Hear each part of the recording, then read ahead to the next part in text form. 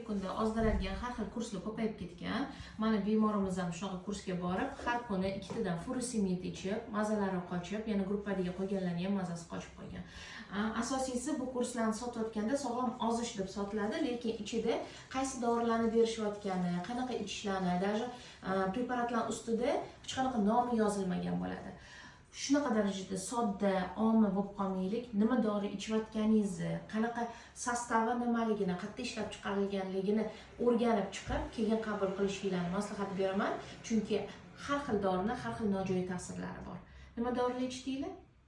Shu furosemid Nechtadan furosemid? Furosemid ochiq o'rinda 2 ta ichirdi, aspartam bittadan 3 o'rin. Yana qanaqadir dorilar berdi, u oti nima ekan? O'zini o'sha avtorskiy deb chiqazgan, o'zlarini shu Instagramdagi nomini yozib chiqazishgan. Asparasi anaqa deyishda hech qanaqa ziyoni yo'q. Biz uni misol uchun tekshirtirsak, unaqa uyalib qoladigan joyimiz yo'q, lekin u hech qayerda sotilmasdi, faqat o'zida bo'lar ekan. Meni bilmaymiz, ozdirish takliflarimiz olmadik biz.